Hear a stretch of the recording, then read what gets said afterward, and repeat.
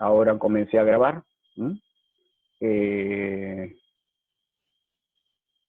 Sí, el problema, Tamara, es que si solo hablo y apago la cámara, no puedo compartir con ustedes no puedo compartir con ustedes lo que quisiera compartir en el PowerPoint, ¿no? Exactamente. Pero bueno, puedo ir alternando como parte de la explicación verbal y parte con la cámara, digamos, ¿verdad? Aquí están entrando algunos compañeros y compañeras más y ya comenzamos.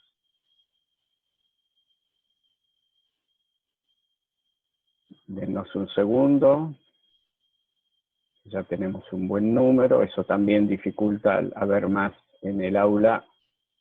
El ancho de banda se complica.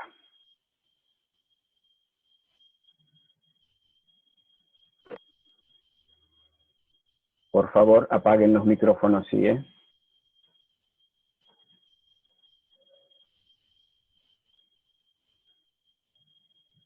Bueno. Tenemos a dos todavía ingresando, pero voy a comenzar, compartiendo muy brevemente ahora. En rigor, quería compartirles esto.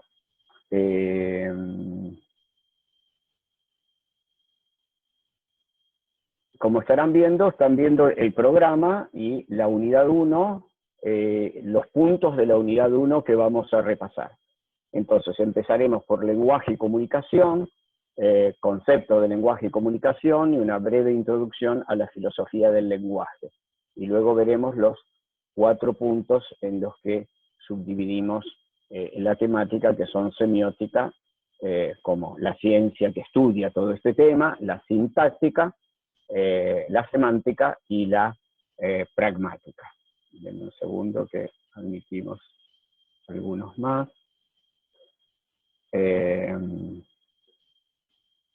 Bien, entonces, como ustedes recordarán y hemos repetido una y otra vez a lo largo del curso, nosotros nos apoyamos en la teoría sociológica de Niklas Luhmann, el sociólogo alemán, quien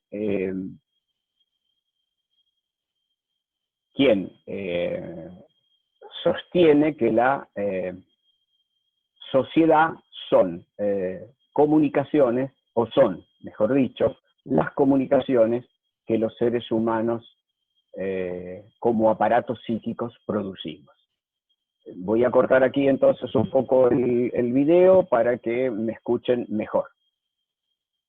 Entonces, decíamos que según Luhmann, la sociedad, y contrariando lo que pudieran ser los conceptos clásicos de sociedad, es decir, de la sociedad como agrupaciones de cuerpos y psiquis, como agrupaciones propiamente de personas, sino como las comunicaciones que ellos producen. Y esta idea, que a veces me parece resulta difícil de comprender, tiene un ejemplo delante, pudiéramos decir, de nuestras propias narices hoy, que es esto mismo que está ocurriendo. Por esta situación de pandemia, excepción hecha de algunas personas, algunos de ustedes o algunas de ustedes que están recursando y pudiésemos haber tenido interacción el año pasado, no hemos tenido interacción de nuestras presencias físicas. Vieron que ustedes hoy se distingue entre clase presencial y clase virtual. Esto nos permite entender el concepto de Luhmann. Nosotros estamos haciendo sociedad en este momento. Estamos emitiendo recíprocamente mensajes, estamos produciendo comunicaciones. Y esas comunicaciones tienen, como también lo hemos podido advertir, como también lo han podido advertir ustedes, tienen dificultades. y la mayor parte de las dificultades que hemos tenido, me dice que hay muchos micros prendidos. Me parece que son los ingresos sucesivos cuando intentan ingresar. Yo veo todos los micrófonos apagados, no veo micrófonos prendidos. Algunos sí. Santiago Gatti, por favor, cortarlo. Pero,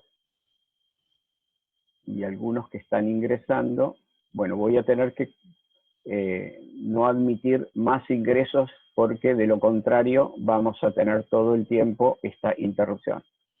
De modo que vamos a dejar entrar hasta las 6:15 y esto en lo sucesivo no voy a admitir porque si no la clase se interrumpe todo el tiempo.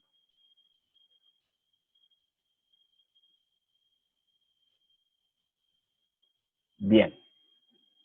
Entonces, continúo. Decíamos que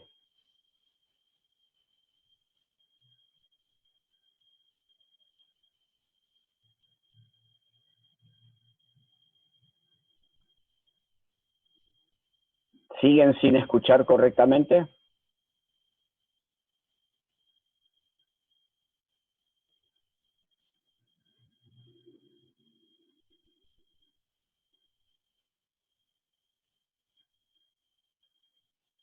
Bien.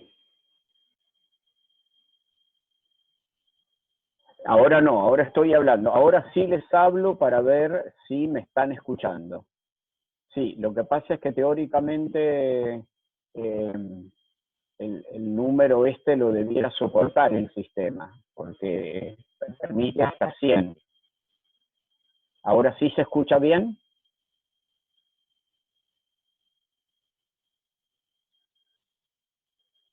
Sí, la estoy grabando la clase, solo que todo este tiempo que llevamos es tiempo perdido. Se puede después editar, por supuesto, ¿no? Pero bueno, ¿ahora sí están escuchando?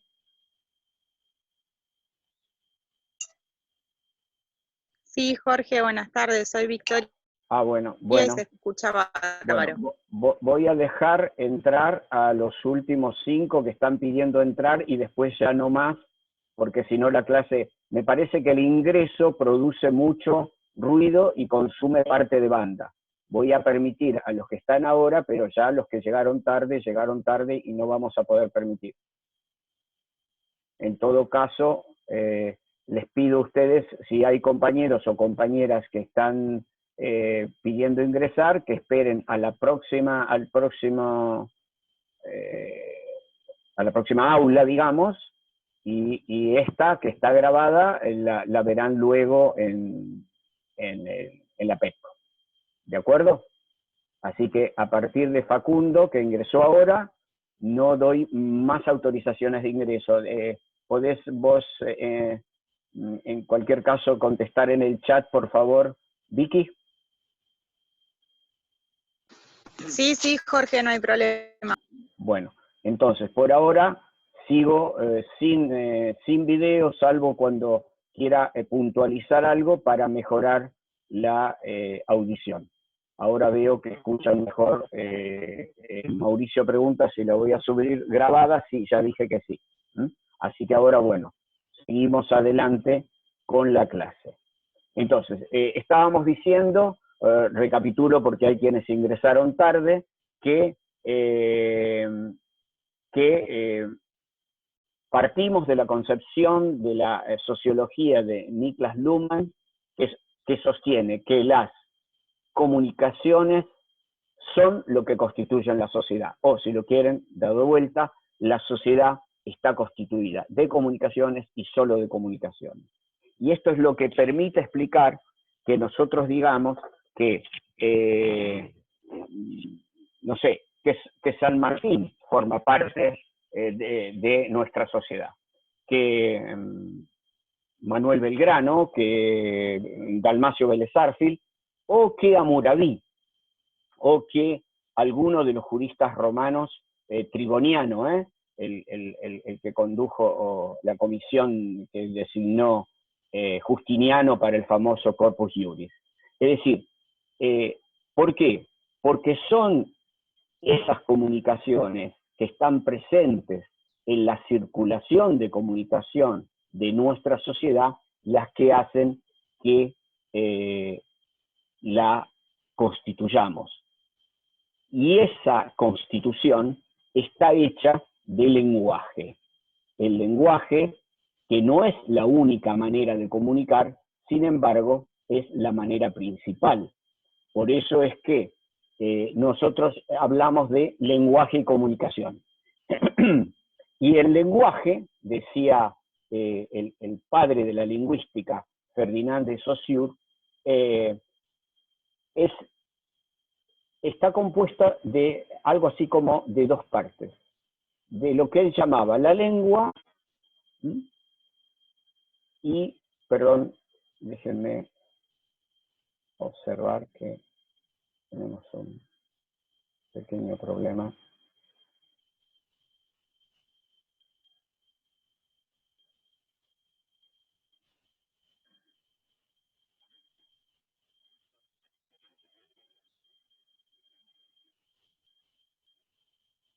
Bien, ahora está, ahora está.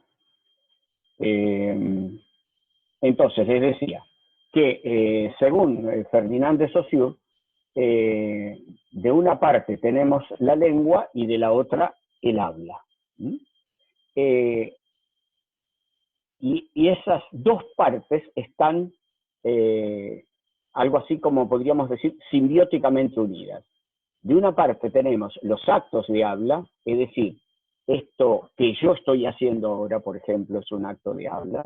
Estoy utilizando la lengua, no la lengua física, no la lengua anatómica, sino la lengua, este conjunto de conexiones entre ruidos y grafismos con cosas del mundo, que es la lengua castellana, como puede ser la lengua inglesa, como puede ser la lengua francesa, como puede ser cualquier lengua que a ustedes se les ocurra pensar, ya sea una lengua viva o una lengua muerta, y el acto de habla, que es cuando cualquiera de los participantes culturales de esa lengua hace uso de la misma y la actualiza, porque en cada ocasión en que se producen actos de habla, se actualiza la lengua, por ejemplo, produciendo modificaciones de sentido, produciendo a veces hasta modificaciones formales, ¿verdad? Es decir, hoy se emplean algunos giros verbales y algunas formas que no se empleaban hace 20 o 30 años, o se emplean algunas palabras que no se empleaban hace 20 o 30 años, o bien se varía el sentido de palabras ya existentes. Esto me parece que es algo que tienen que tener muy presente, porque para entender el funcionamiento del propio derecho, no nos olvidemos, entonces, volvemos un poquito al comienzo. La sociedad son las comunicaciones que los aparatos psíquicos producimos. Y la sociedad va produciendo acumulaciones de sentido, sedimentos de sentido. Va produciendo estructuras a partir de esos sedimentos de sentido, y esas estructuras son las que llamamos instituciones de la sociedad. Por ejemplo, el derecho. El derecho es un subsistema social que se organiza a partir de estas sedimentaciones de sentido, a partir de la diferencia lícito, ilícito, o derecho, no derecho, como ya hemos reiteradamente manifestado, ¿verdad? ¿Me están escuchando hasta aquí? ¿Se está entendiendo? ¿Alguien que me conteste, por favor? Perfecto. ¿Ahora la audición es mejor? Bueno, muchas gracias, muchas gracias. Entonces,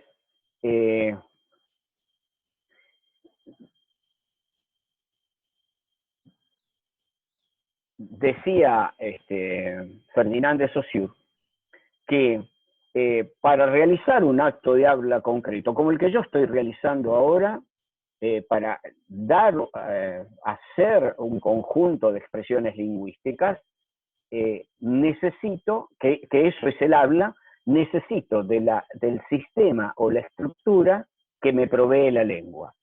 Y ustedes me dirán, pero ¿y la lengua estaba antes que el habla? Y no, esto es lo mismo que explicamos respecto del origen de los sistemas. Es que el lenguaje mismo, la lengua, es un sistema. Y se origina de manera autopoiética, se originó de manera autopoiética como los otros sistemas sociales. Es decir, podemos imaginar, si quieren ustedes, esto es contrafáctico, nadie podrá probarlo nunca, que algún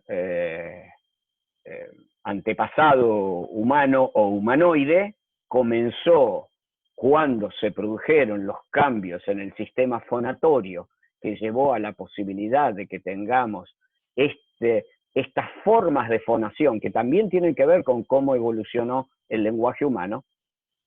Entonces empezó a de alguna manera hacer indicaciones de cosas del mundo a través de esta facultad de fonación, esta facultad de habla. Como, a ver, no nos sintamos tan importantes los seres humanos tampoco, como lo puede hacer un loro, o como muchos animales del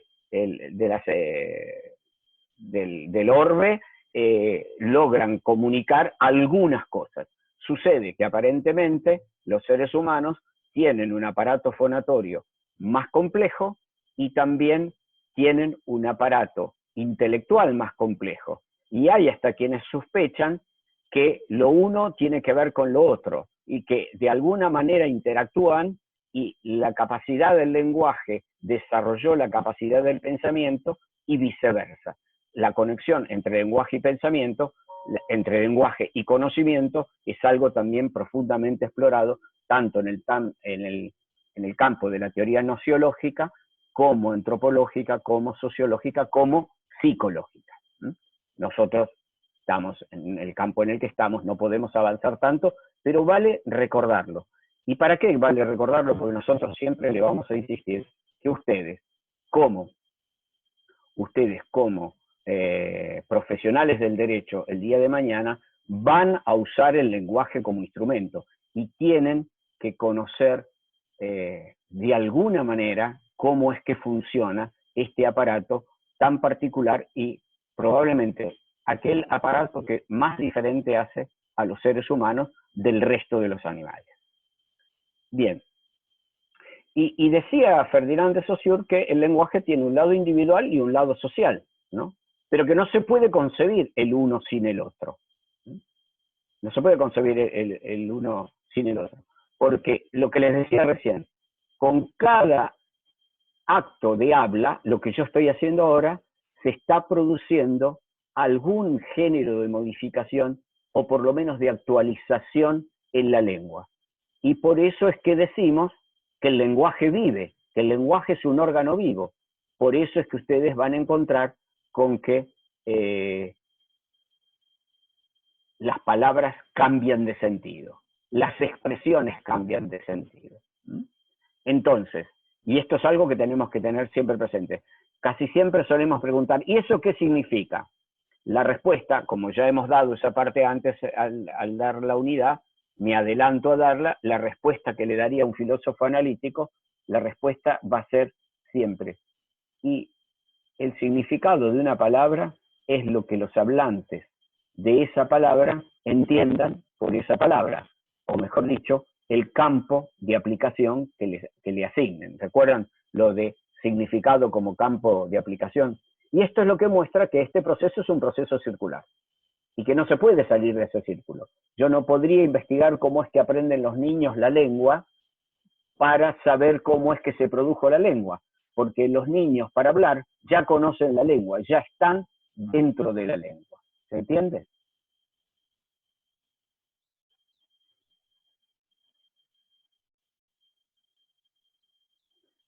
La lengua, decía Saussure, es una institución social y por eso se parece a las otras instituciones sociales, como aquellas instituciones sociales que vamos a estudiar nosotros, como son las instituciones jurídicas. La diferencia, quizá, si ustedes quieren, es que las instituciones jurídicas vendrían a ser como una creación de segundo grado, porque son creaciones a través de una creación. Son creaciones sociales creadas a través de una creación social, como es el lenguaje, como es la comunicación, ¿no? Entonces, tenemos que tener en cuenta que la lengua está presente en toda sociedad, ¿no? Pero no está presente en cada individuo particular, de modo total, dirá Saussure, sino que es, si ustedes quisieran, y si se pudiera, que en realidad no se puede, cuál es el conjunto de palabras del idioma español, tendrían que reconocer el vocabulario de cada uno de los hablantes del idioma español, cuestión que es imposible, como ustedes darán rápidamente cuenta, porque todos los días hay personas que nacen, todos los días hay personas que fallecen o que pierden el habla, todos los días las personas le cambian ligeramente el sentido a las palabras o inventan palabras nuevas, ¿no? Entonces, esta cuestión la deben tener presente. El lenguaje es un órgano vivo. Entonces, tenemos muchos temas que tratar. El siguiente tema es el que combina esto que ya hemos visto mucho y que creo que se entendió. Me dice Camila que no entendió el lado social y el lado individual. Repito, Camila. Es que obviamente cada vez que se produce un acto de habla, lo produce un individuo. Lo produce un individuo. Pero ese individuo no puede producir el acto de habla sino apoyado en la lengua, que es un producto social, porque para que haya un lenguaje, por lo menos tiene que haber un código compartido entre dos o más. Es decir, la lengua se apoya siempre en un código. Esto lo dice también Umberto Eco. De esto se ocupa la semiótica. Tenemos, para que pueda haber un acto de habla, tiene que haber previamente una lengua. Y para que haya esa lengua, normalmente no, necesariamente ya tenemos sociedad. Pudiéramos decir que existe sociedad cuando existe un código compartido lingüístico, cuando existe un código compartido comunicacional. ¿Se entiende eso? Ese es el costado, digamos, social. Bien. Entonces, empezamos a ingresar en el tema de, aquí me veo precisado de hacer una pequeña referencia, pero como me parece que ese tema se trató mucho, me parece más valioso avanzar sobre lo siguiente. Y es que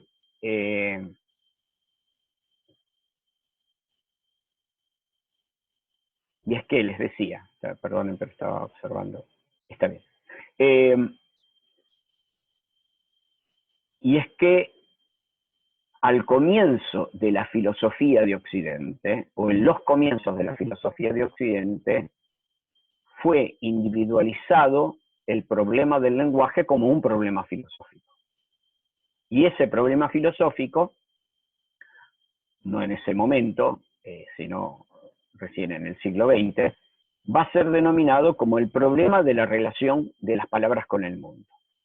Ustedes vieron el planteo de este problema, que por supuesto que cuando Platón lo escribe era ya un problema tratado, no es que Platón lo inventa, ni que Platón lo crea ex nihilo o de la nada, sino que está retratando una discusión de la época.